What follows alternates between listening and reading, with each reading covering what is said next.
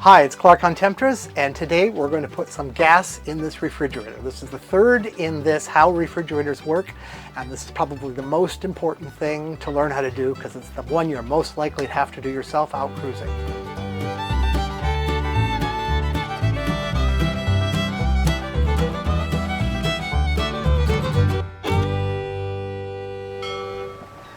Last week's video, we got up to the point where we got the fridge all mechanically put back together. We put the vacuum pump on it, we sucked the air out, sucked the moisture out, got it in a state where it's ready to accept gas. So we're gonna put gas in it now. Now, if you're putting gas in a total redo, that's one thing, but it's really the same procedure as topping one off that lost some gas, except as long as it still had gas in it, you won't have to do the evacuation and everything. This is probably the most common problem. Fridges have a slow leak, they run good for a couple of years, and then they just aren't working right. Hey, let's start out by looking at the symptom. What is it that tells you that it needs some gas? Let's look inside the box. The evaporator in here is what tells us a lot about the gas. If you don't have a gauge set, you can learn a lot by looking at your evaporator. Now mine, the gas comes in here and goes around and around this way. So it leaves after passing through this tube. In yours, if you have one of the white ones, they tend to go this way. But same kind of thing. Find out where the gas is coming in. Well, the system will tell you. If it's running well, they'll all be frosted. If it's running with a little bit of gas, it'll be still frosty down here, but it won't be frosty all the way up. And in this case, this thing hasn't been running for a while, so everything is no frost. It's wet from condensation because it's cold. And there's still a little ice left over from when it was running, but you can see it's time to turn this thing on. So we're gonna put gas in, and when it starts to be successful, we start to see a frost line work its way up. And we need to work it all the way to the top. Okay, we've got the hoses on from last time, but hey, let's take a look at how that goes. Give me a second to move a few things. Oh, this is a Petromax lantern. These are really cool. They're like Coleman lanterns, except they'll burn white gas, gasoline, kerosene, diesel fuel, and they're crazy bright. I think they're a little hard to find right now, but these are cool. Okay, they're really hot, but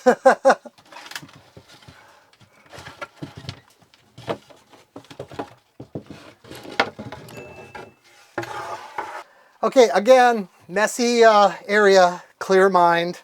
If you watched the last video, you know what I mean. Apparently, from the comments, Einstein agrees with me. Really, the main reason this is a mess is when I put the air conditioner in, I fully expected to have to go back and adjust things. So I kind of just slapped it in. It's safe, but I didn't worry about everything. Well, it worked right the first time, so I just left it. This is the condenser for the air conditioner. Oh, by the way, the compressor's down here.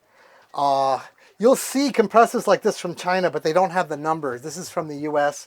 There's the control unit for the compressor for the air conditioner, and the rest of it is up in the other room. But back to this, that's the sled from the last video. So let's take a little look at how we hooked up the gauge set. This blue line goes to the low pressure access. The red one goes to the high pressure access. Most all the fridges you buy don't have a high pressure access. It's something you add yourself later on if you have to. It's used mostly for diagnosing problems. The low pressure is absolutely critical for being able to put gas in. There are some fridges out there, I understand, that don't have a low pressure access. So you'd have to either solder one in or these things called vampire fittings. I'm sure they'll leak on their own, but you have to do what you have to do. They kind of bite into the line, hence the name vampire. They have a little seal and you clamp them down and then you get access. They're available. I know you can't really see those access ports because I'm using them now, but here's one like how you might buy it. You get yourself a T-fitting that you solder in to your low pressure line and then solder this into it. That gives you access. And here it is, a little cap. And the cap, a little rubber gasket in it. So just tightening the cap down hand tight would take care of a little leak it might have. And it's just a 1/4 inch flare with a Schrader valve in it. And the Schrader valve, that's the same thing that's in your car tire. And anyway, the good caps have a little wrench right on them, and we can pop that right out. If you ever get leaking there, tightening the Schrader valve usually fixes it. But if it doesn't, the seal could be bad, and you can take it out and replace it. It's a regular automotive Schrader valve, or bicycle tire, whatever. Anyway, that's how that works. The gauge sets, hoses, have a little pin at the end that pushes this down so that it opens up the valve. But when you unscrew it and take it off, it just releases it. So it works out pretty well. Disconnected this line from my vacuum pump from last time, and what you need to do, the first thing you need to do when you are going to put gas in is realize there's air in the hose set. So you open up the lines and waste some gas and open up your tank, and I'm just cracking them open, a little tiny flow of gas, and get some gas flowing, and then put it together and seal it up. That way there's no air, it's all gas. Last time I promised I'd show you this. This is my gas sniffer. We couldn't get it to go off and find a leak because there wasn't any gas in the system. So I'm just going to spill a little gas here, see how it works. It kind of sounds like a metal detector, and hear that? That's a handy tool to have. Anyway, we don't need it anymore. We're going to put gas in now. Okay, one final thing before I pass gas into here. Yes, I live with a 5-year-old.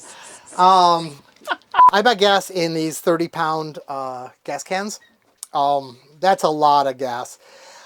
I help a lot of people, so it's appropriate. You can buy the same gas in these little things at the auto parts store, and it's the same price, and it's easier to store. And it's easier to carry around. So why do I buy the big can? It's one thing. These little valves, they work great. You charge your system up, but they never hold the gas in, and every time you come back 2 weeks later, this is empty, and it's just vented into the environment. I don't want to do that, and I don't want to waste the gas. So the big tank has a better valve on it. That's it. And how these work is the can is just steel right over the top, and you buy these special puncture devices. You have to open them all the way up, and that retracts that puncture pin. And then you just screw them on and get everything hooked up. Crank this down all the way to the bottom and it punctures, and then when you back it off, it'll spray gas. They have a weird fitting here, but you have to kind of make your own adapter that goes from this through a little piece of hose to quarter flare so the rest of your system will work. But I recommend these for most people. It's just that I've never had one of these fittings that holds gas for 2 weeks. So here we are, all set up. We'll turn on the compressor. Got to pass gas into the system with the compressor running. Okay, let me put the gauges over here. I had to put some gas in this system, so you can see there is some pressure here. I took some out for this video, put it back in the can. So we're going to kind of start from a middle position from a new charge. But if you're doing a recharge, a gas up, this is exactly what it'll look like. When I first turned on the compressor, it's been off for a little while, the pressure was actually fairly high, and it took a surprisingly long time to come down. If you do that the first time, you're going, oh my God, my compressor's not working. Give it some time, because it is liquefied gas in little blobs all around a resting system, and that all has to boil. But eventually it'll kind of settle in, and notice that the pressure here is really, really quite low. We want the pressure when we're done to be about 11.5, 12, right in that area. So we're going to put some gas in. We open up the bottle.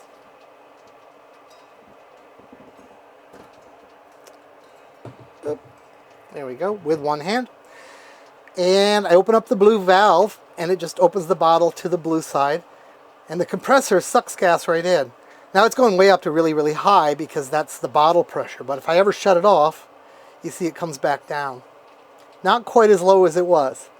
Anyway, we need to get some gas in there. So you could do this in 3-second bursts, but eventually you kind of learn, that it needs a certain amount.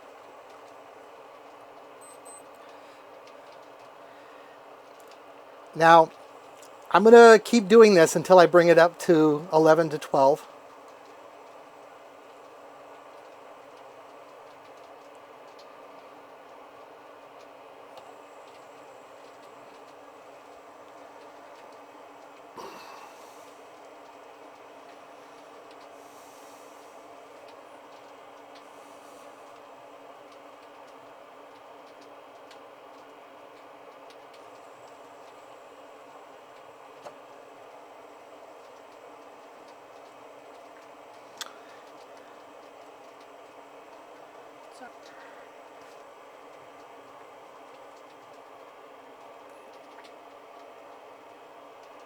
Okay, so we're there.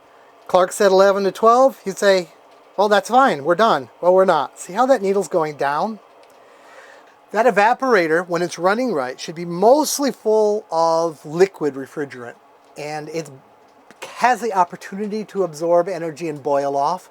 But you want the whole thing to have some liquid in it because it's only absorbing heat effectively where it's boiling off. So you run it for a little while and the cold line moves forward. There's more liquid accumulating in that evaporator and you need more gas in the system. So we take a look back now and you see it's gone right down. I'll put a little more in. This process takes a while. You know you're not done until the frost line has come all the way to the end of the evaporator. And really you're not done until the freezer is cold. So especially when you're new at it, take your time, do it slowly, keep watching it. You know, if it's your fridge, have a drink, take a break, chat with people, come back at it. If in 2 hours everything's great, that would be the time to remove your gauge system. Now you see I've overcharged that a bit, but I know it's going to come down. It's fine to overcharge it early on because you're not really overcharging it. Let's take a look inside the freezer now and see if we can see the frost line move. So this is the point in fixing a fridge where you can see it's going to work, so you relax. If you're fixing someone else's fridge, you're over their place, you know, at first you're going, do I know what I'm doing? But you're not losing gas, it's taking some pressure, things are going good. Now you got to hang out for a while. Well, it's point in the afternoon where they're very happy because it's all going well. You're going to be offered beers and stuff. Now they're going to be warm beers, but you're going to get offered beers. Okay, we put a little gas in. This is still just wet, you know, normal, like it was. But this is frosty. Can you see that white frost? And you can definitely feel it when you touch it. You know, it feels like your windshield of your car on a winter's day. This is frosted up nice. It's up to about, this one's starting to frost. Maybe this one, but these aren't yet. So it needs some more gas. Okay, it's still above the magic number. The magic number is just me knowing what the magic number is for this kind of compressor. It may change. We'll get into what the real number is at the end, how to figure it out for yourself. But everybody's using these Danfoss compressors now, and 11.7 is what I calculated once, and I'm pretty happy with that. If you set the gas pressure, the final gas pressure, lower, the freezer has the opportunity to get colder because lower temperature, you know, you can use this little chart here and see what the actual boiling point is. If you set it higher, it won't be able to get as cold. And you would say, well, why don't I just set it low? Well, because of efficiency. If you're trying to make all the actual boiling happening at a very low temperature, it's like there's this wall and you're lifting the stuff up over the wall and then setting it down low on the other side. It's better to have the wall be lower so you only just lift over. I don't know if that analogy makes sense for you, but the short of it is the higher the gas pressure, the more molecules the compressor can move every stroke, and the more powerful it'll be. It'll be able to move more actual heat, but not to such a cold temperature. If you set it for 11.7, you usually end up with a good fridge that I found will keep meat frozen, definitely keeps bacteria frozen. Sausage will be a little bit flexible, but that's okay because, you know, the bacteria is frozen. But you sadly cannot keep ice cream. If you want ice cream, go into town for ice cream.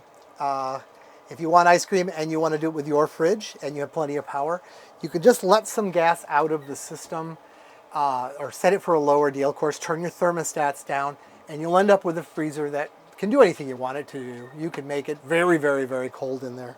We'll come back later. Our refrigerator is actually quite cold because it was working just a little while ago. Again, this has been a couple weeks since I did that other video. You might notice I'm looking a bit healthier. I'm feeling a lot better. Because of that, this is atypical. It's going to take a while for it all to come down in pressure. But when you're doing a warm fridge, you're just adding gas little by little for like an hour. So we're in pretty good shape now. We've got the box cold, the whole refrigerator's cold. The freezer is frosted all the way to the top. We have a little more than 11 psi of vacuum pressure on the low side. And it's all looking dandy. What would happen if you didn't have enough gas? Well, you keep adding gas until you get to that state. So the frost line would still be low, and the pressure would keep slowly dropping down to below 11.7 in there. What happens if you put too much gas in the system? This is a problem too. This is actually a bigger problem. If there's too much gas in the system, that frost line will try to actually travel above the top of the evaporator, which means the exit line. And you'll end up with frost coming right down where the line comes back into the compressor. Where there's frost, there's some liquid, because the frost is caused by the liquid evaporating. If you get liquid into your compressor, you're trying to compress a liquid, and that's not compressible. And it just locks up the compressor, and it's really bad for them. The electronics will hopefully catch it and shut down the whole system, but you don't want to do this. It's hard on the compressor. So, and also you're just wasting energy trying to refrigerate the whole world outside of the box. So keep that frost line inside the box. I think that's about all there is to it. It's not really rocket science. The thing that people do to screw it up is trying to do it like instantly. It takes a while to get it right. You've got to let it all get cold. Don't be afraid to set up your gear as long as you trust the people or yourself, and either leave for a couple hours, let everything cool down, or leave it till the next day. There's been more than a few times I've been over to a friend's and the box is all warm because it hasn't worked in a long time. And I just feel the right thing to do is leave all my equipment, come back the next day and finish up. The reason I leave it, of course, is every time we connect and disconnect, we're wasting gas and potential of getting air in the system. We've added something new to this one. I've had them on before. This is just a new one. The water condenser. I've had a bunch of questions about the water condenser and how it affects things. Now, you probably can't see it real well, but it looks just like this, except it's black. It's just down here. This is the water condenser for the air conditioner. The one down there is a little smaller, has only 2 rows, but same kind of a thing. Well, the hot gas comes out of the compressor, goes through the water condenser first, then the air condenser. I did it in that order because when the water condenser is running, I don't want hot gas going through the air condenser because that hot eventually goes into the cabin. I'd rather it go out into the ocean. So, what's the difference? The water condenser's difference is it just works better. It can move heat out because water can really move heat better than air can. It moves it to a different place. It moves out in the ocean. And it's not in here making your living area hotter and making everything in this little cabinet here hotter. But there is an issue. There's some volume to it, and it's ahead of the other condenser. So you get everything balanced with the right amount of gas, and then you turn on the water, and you'll find you're not really balanced. You need a little more gas because there's a space that right now is full of hot gas that becomes a liquid, and that takes up less room.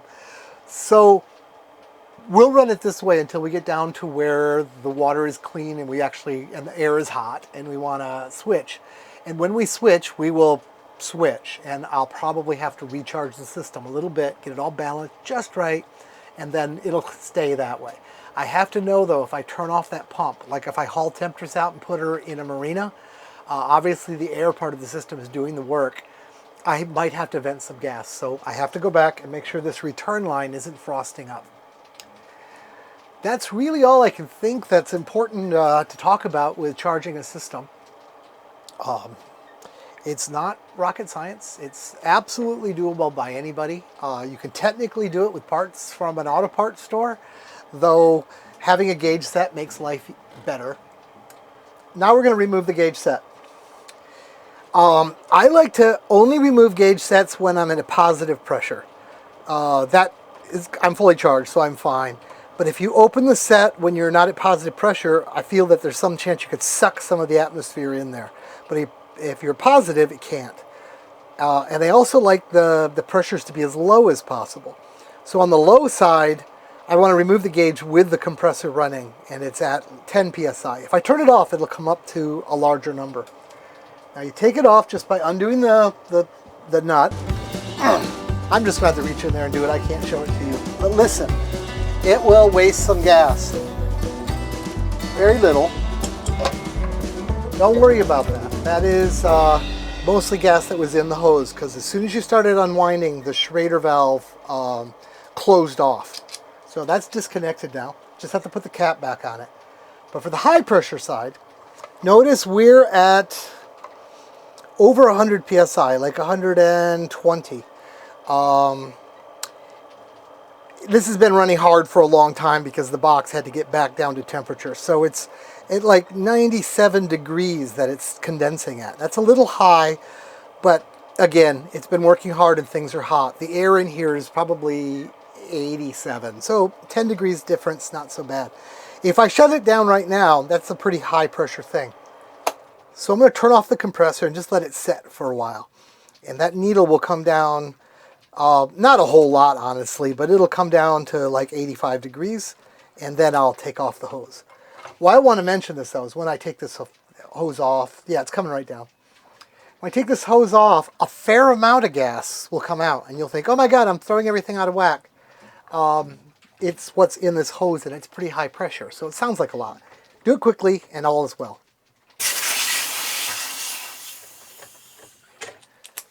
And now that's off. Put the caps on, turn it back on, and we're done. Cool. I hope that all made sense to you. That's just how you top off or put gas in a refrigeration system on a boat, or basically anything else with refrigeration. It's a little tiny bit different on the air conditioner because the air conditioner has something called an expansion valve. Honestly, it's easier, but it's different. But I don't think you'll ever run into an expansion valve on a refrigeration system for a boat. They always use those cap tubes. All of that's mentioned in the earlier videos on refrigeration. If you didn't watch those, you just came here, this is what you need to know to top off the gas. But really, at least watch that first one. That's how everything works. And it'll all make a whole lot more sense if you watch all three of them. Well, that's how you gas up a fridge. Not too hard. You can do it with stuff that doesn't cost that much and doesn't take much space. It's nice to have the full gauge set, but they even don't cost that much. Especially now, you know, we're getting stuff from outside the US. It'd be nice to have. If you have it and have the knowledge I've described in this video, not only will you have your fridge running good all the time, I swear to God, nobody knows how to do this. You will be so popular. People will be buying you beers. They want to be your friend if you can fix a fridge. So, thanks for watching. Normal stuff. If you like this, you know, thumbs up, subscribe, send it to a friend. If you think you would like to ask some light questions, by all means, I read all the comments. But if you want to read, you really want to know more, you're having something that you need help, you want to make a decision based on your own whatever, we've got the deal on Patreon. So pop over there and, you know, I can really help you and take some time. Thanks for watching, and good day from Temptress.